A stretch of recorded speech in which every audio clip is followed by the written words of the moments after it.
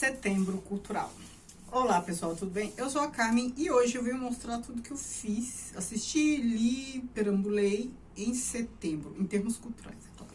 Como sempre, vou pedir para você se inscrever neste canal, me seguir no Instagram, Que Vi do Mundo, ativar as notificações, comentar. Veja também as opções para membros, toda semana tem conteúdo exclusivo para membros, dê uma olhadinha que talvez possa te interessar, certo? E hoje eu venho, então bora lá. Eu li 2 livros, finalizei 2 leituras, melhor dizendo. Meu ritmo anda assim, né? Eu não tenho conseguido ler muito, porque eu tô com leituras em andamento, que é a do Vivo Povo Brasileiro e a História Social da Arte da Literatura, que eu vou lendo aos poucos, e aí tenho grupos me acompanhando, eu faço os vídeos. Consigo finalizar poucos, e aí eu li os 2 no Kindle, que até esqueci, o Kindle não tá aqui. O primeiro é Nada Me Faltará, do Lourenço Mutarelli. É uma obra que eu gostei muito do formato. Eu tava até pensando em fazer um vídeo sobre ele, eu ia fazer um vídeo sobre ele, mas aí eu não gostei do final, me deixou bem decepcionado, assim. Não me decepciona final catastrófico, final triste, final, nada disso me decepciona, mas me decepciona final...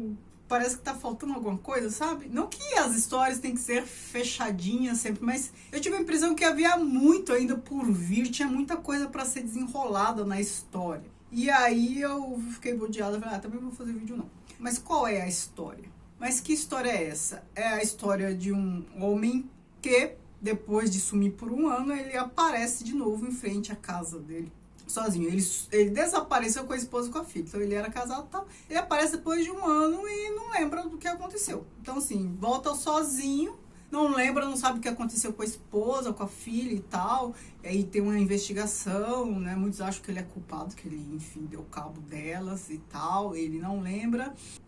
Ele volta a morar com a mãe também meio desconfiada, a relação dele com a mãe não era das melhores, e ele é investigado e ele não lembra de nada. E o que chama bastante atenção é que ele se aborrece muito com diria assédio, talvez seja assédio das pessoas, porque aí assédio muitas vezes é preocupação, mas ele interpreta como assédio. As pessoas perguntam se ele está bem, né? Então assim, colegas de trabalho, do trabalho que ele tinha, a família e tal, e ele vai se aborrecendo com essas coisas.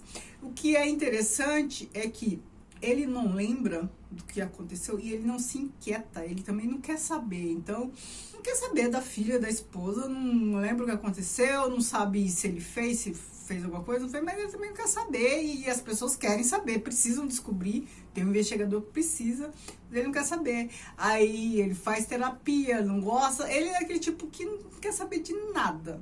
E aí ele é reinserido no trabalho, ele volta a trabalhar onde ele trabalhava, faz tudo errado, não tem comprometimento, ele não tem comprometimento com nada. Então assim, a gente não sabe o que aconteceu com ele não sabe, ninguém sabe, mas para além do sumiço da esposa e da filha, ele também voltou muito diferente, não é mais a mesma pessoa. E então a gente tem aí um enredo bem interessante, né? Pois é, mas eu me decepcionei. E o que eu gostei também? É um romance feito todo em diálogo. Não tem narrador. É só diálogo. Parece peça de teatro? Não, peça de teatro ainda tem a indicação de quem tá falando. Esse romance não, são só diálogos. Não tem a travessão e tal, mas é diálogo, um falando com o outro o tempo inteiro. Então a gente tá ali num discurso direto, sem nenhuma indicação de quem tá falando. É o primeiro romance que eu leio sem narrador. Isso eu achei incrível, bem diferente, incrível mesmo. E eu gostei do enredo e tal, mas aí o desfecho dele não me agradou. Preciso ler outras obras desse autor para ver se o autor me agrada. O outro que eu li é A Casa das Belas Adormecidas, de um escritor japonês que ganhou o Nobel. É um romance bacana, eu gostei. No primeiro momento eu fiquei assim meio com o pé atrás, tal, mas gostei tanto que fiz vídeo pra vocês. Aqui é uma história que nos lembra Memórias de Minhas Putas Tristes, do Gabriel Garcia Marques, que ele fez até inspirado neste romance do... É que eu não sei falar o nome dele. E aqui a gente tem a história de um senhor de 67 anos, já com a família já bem encaminhada e tal, e ele vai para um lugar que parece um prostíbulo, mas é um prostíbulo diferente, porque ele vai para o quarto e lá já tem uma jovem nua dormindo. Então, as jovens são sedadas, e a maior parte dos velhos que vão lá, é sempre assim, velhos que vão nessas casas para dormirem com as jovens, mas é só dormir. Não acontece mais nada. A jovem está sedada, os velhos também se sedam às vezes, enfim. É só para ter ali o contato físico, só para ter a presença da jovem. E aí, no caso específico deste senhor que vai, ele vai a primeira vez, volta e tal, e nessas visitas que ele faz, ele vai relembrando a vida, várias passagens, a gente acaba conhecendo muita coisa da vida dele, né? Eu gostei bastante, gostei da narrativa, eu gostei. Agora, o que eu publiquei de conteúdo exclusivo para membros? Só para citar, além de estar comentando História Social da Arte da Literatura do House, de 15 em 15 dias eu publico o vídeo, e a gente está na parte ali do Renascimento, então já está bem interessante, a gente consegue identificar bastante coisa, que ele já está começando a falar sistematicamente de literatura, porque antes ele falava mais de arte, agora ele já está falando de literatura, sinal que o autor considera a literatura a partir da modernidade, a partir da burguesia. Então, tudo que era teatro antes, ele às vezes nem mencionava, né? Então ele está considerando literatura quando surgem os romances mesmo, e ele faz análises muito boas. E, para além disso, eu publiquei as melhores bibliotecas, então é uma série assim, das bibliotecas mais interessantes que eu já visitei pelo mundo afora. Museus incríveis também que eu visitei pelo mundo afora, né? Eu mostro os museus não incríveis, inusitados. Então, assim, Museu da Cerveja, Museu disso, Museu daquilo. E outro vídeo sobre a enciclopédia da Lambert, contando como é que foi. A gente tem uma ideia um pouco equivocada aí dos iluministas, né? Então, assim, a intencionalidade deles ao publicar a enciclopédia. Agora, o que eu assisti em setembro? Assisti alguns filmes, hein? Voltei a assistir filmes, assisti 4, diminuí séries e assisti filmes. Eu lembro que tinha meses que eu não assistia filme nenhum, porque eu gosto de ficar, assim, um tempo ali com a história, mais ou menos como acontece com o livro. Então eu assisti as coreanas, O Tempo Traz Você Pra Mim, Vejo Você na Minha Próxima Vida, alguma coisa assim, Behind Your Touch. São séries na Netflix, né? Tudo isso na Netflix, e são séries recentes, ou um pouco antes, e eu finalizei agora. Assisti também a outra série, agora já não é coreana, mas é mais uma temporada da série. Eu não gosto disso, de ficar acompanhando temporadas uma por ano. Eu prefiro série já fechada, sabe? Porque eu esqueço o que eu assisti antes. Então, River Virgin, que é uma série americana, de uma cidadezinha bem pequenininha, no interior lá da Califórnia, e eu não gosto de tantas temporadas, mas parece que eles ficam inventando história para cada personagem para fazer render. Aí veio o filme Destinos à Deriva, um filme espanhol que tava ali nos top ali da Netflix.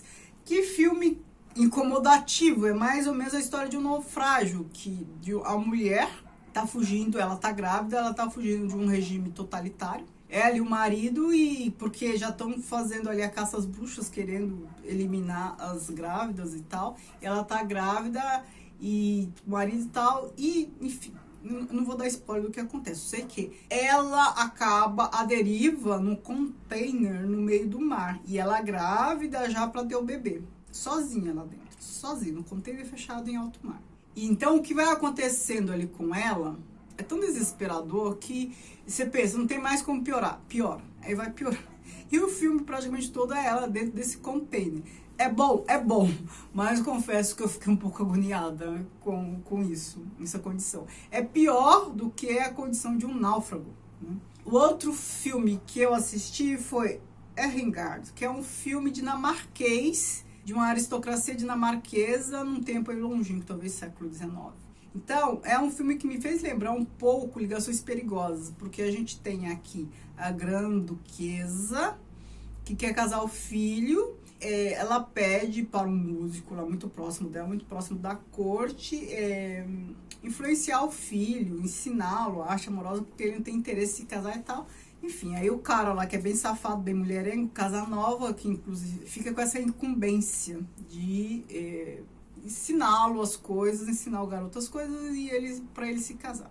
E a história se desenrola, não vou dar spoiler, a história se desenrola em redor disso, em volta disso. E por que que eu disse que lembra Ligações Perigosas? Porque tem uma passagem que ele e essa grande-duquesa, tem ali um teretetê, isso não é spoiler, já é logo na primeira cena de ver isso, eles agem mais ou menos como a duquesa de Martello e o visconde de Valmont, lá com aquelas questões amorosas de sedução, de um desafiar o outro, mais ou menos assim, né? E, então tem essa passagem, então tem bastante disso, não sei se quem viu também identificou. No Prime eu também vi 2 filmes, Entre Mulheres, que é bem curto, mas eu achei bem interessante. É a história de uma comunidade ali de mulheres, quase uma seita bem religiosas, e elas foram violentadas por homens lá. Então parece que todas elas. E isso não aparece no filme. Então o filme já começa com esse fato já ocorrido.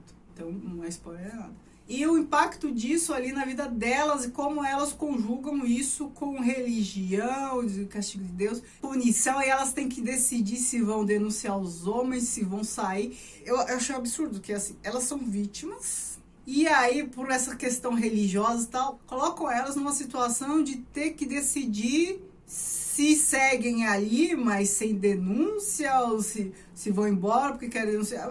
Além de ter passado por tudo, elas não são vistas como vítimas, né? A gente vê ali um machismo feroz, tal. E aí entre elas também tem desavenças, porque é aquela coisa de uma mulher querer acabar com a outra, inclusive, né, moralmente, nem que seja. Mas eu gostei, bem interessante. Aí depois, quando sobem os créditos, eu vi de que era o roteiro tal. Eu falei, acho que é por isso que eu gostei, da Sarah Polley. Eu gosto muito dessa cineasta. Ela é diretora, acho que roteirista também, é canadense. Eu costumo gostar muito das produções dela. Eu acho que ela tem um olhar, assim, um pouco diferenciado para algumas questões. E assisti também, no Prime, A Pior Pessoa do Mundo, que é agora eu não lembro se ele é sueco, dinamarquês, de um desses países nórdicos. Só sei que ele concorreu ao Oscar de melhor filme, eu acho, ou ela de melhor atriz, a moça desse filme acho que de melhor atriz, com certeza. E é a história de uma moça que tá tentando se achar no mundo, né, assim,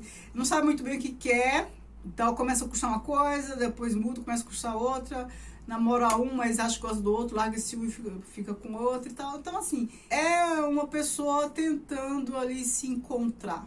E isso falando assim, parece bem banal, mas o filme é muito bom, é muito bem feito.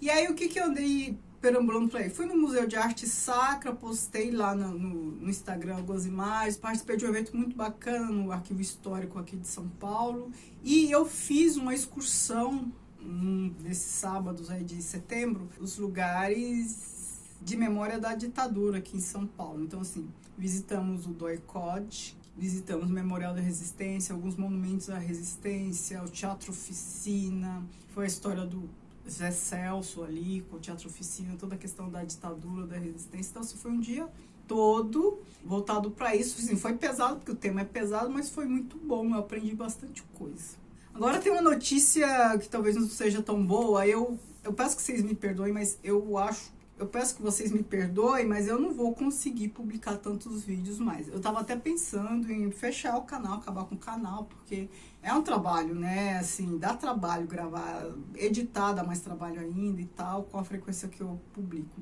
Mas eu vou continuar, todos os domingos a gente vai ter vídeo, sim, mas os vídeos de quarta talvez não sempre, né? Então não vou garantir os de quarta. Quando der para eu publicar, publico. É claro que os membros do canal vão continuar tendo toda semana vídeo exclusivo, e o vídeo de domingo também vai. Vou tentar levar as coisas assim. Mas na quarta-feira já não dá para garantir. Eu tô com bastante trabalho, bastante projetos, bastante coisa, e enfim, não dá para ir só somando coisas e não tirar nada, né, das coisas que eu faço. Não dá para assumir mais compromissos e continuar fazendo tudo que eu já fazia, né? Todo mundo só tem 24 horas por dia, né? Comigo também é assim, meu tempo não é elástico, então eu eu vou ter que reduzir alguma coisa na vida. Peço que vocês compreendam. No Instagram eu nunca fui de publicar muito mesmo, mas agora tá menos ainda, mais escasso ainda. Mas assim, tá tudo bem, é que eu tô fazendo outras coisas, né? Vocês sabem que eu não ganho dinheiro com o YouTube, nada disso. Então eu faço mais para ter essa troca com vocês. E é por isso que eu não paro, mas também tendo a necessidade de reduzir, tem que reduzir. Depois, quando as coisas melhorarem, se melhorarem em termos de tempo, aí eu volto a publicar mais, tá bom? Peço que vocês me compreendam. Me contem aí o que vocês fizeram no mês de setembro, em termos culturais, leram, assistiram, o que vocês me indicam. Eu vou adorar saber. Muito obrigada, beijos e tchau, tchau.